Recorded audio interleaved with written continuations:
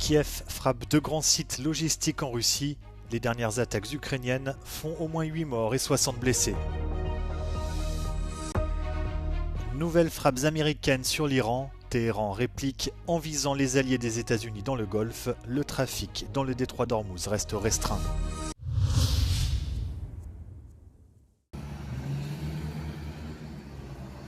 Des attaques de drones ukrainiens menées dans la nuit de vendredi à samedi ont fait au moins 8 morts et 60 blessés en Russie. Deux grandes installations logistiques ont été touchées, l'une dans la région de Tambov, l'autre à une cinquantaine de kilomètres à l'est de Moscou.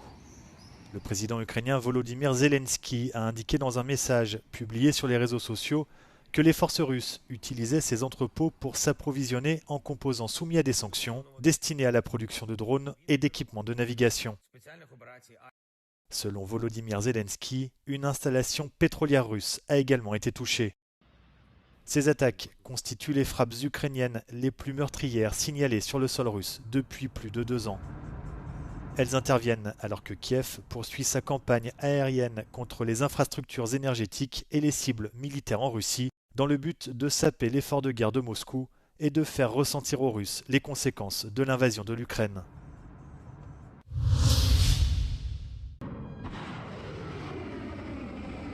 Les États-Unis ont frappé l'Iran pour la 7e nuit consécutive.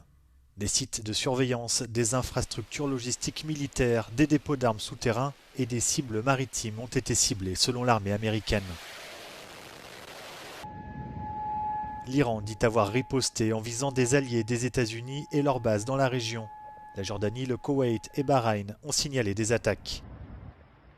Le Koweït a notamment annoncé qu'une deuxième centrale électrique et de dessalement d'eau avait été attaquée par l'Iran, provoquant un incendie et la mise à l'arrêt d'unités de production. Une attaque similaire contre une autre centrale avait déjà causé des dégâts la veille. Le trafic maritime dans le détroit d'Ormuz reste lui restreint en raison du conflit en cours.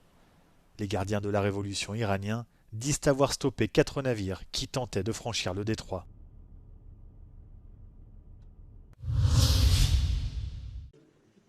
En Pologne, le président conservateur Karol Nawrocki a opposé son veto à un projet de loi visant à légaliser les unions civiles. Le texte avait été proposé par le gouvernement centriste du Premier ministre Donald Tusk avant les élections législatives de l'an dernier dans le pays. Dans un message publié sur le réseau social X, Karol Nawrocki a affirmé qu'en sa qualité de garant de la Constitution, il ne pouvait accepter une réforme susceptible de remettre en cause le statut particulier du mariage, défini comme l'union d'un homme et d'une femme. Déposé au Parlement en décembre dernier, le projet de loi prévoyait de créer un statut de personnes proches pour les couples non mariés, y compris ceux de même sexe. Ce statut aurait permis d'accorder certains droits actuellement réservés aux personnes mariées, notamment en matière de propriété commune, d'accès aux informations médicales du partenaire ou encore de décisions liées aux funérailles. Afin de limiter l'opposition des conservateurs, la coalition au pouvoir avait insisté sur le fait que ce statut ne concernerait pas uniquement les relations de couple, mais pourrait également s'appliquer à d'autres types de liens, notamment familiaux ou de voisinage. L'économie de l'Union européenne devrait atteindre un objectif d'électrification de 46% dans les transports, l'industrie et le bâtiment d'ici 2040, annonce la Commission européenne.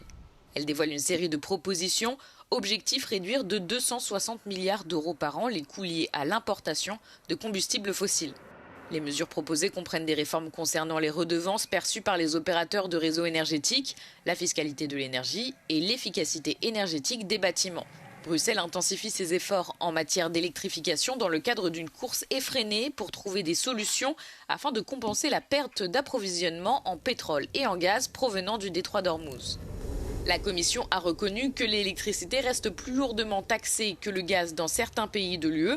Cela affaiblit les incitations pour les ménages et les entreprises à adopter des technologies plus propres telles que les pompes à chaleur et les véhicules électriques. Bruxelles propose donc un principe juridique obligeant les États membres à veiller à ce que l'électricité ne soit pas taxée plus lourdement que le gaz. Il laisse cependant au gouvernement la liberté de déterminer la structure de leurs systèmes fiscaux nationaux.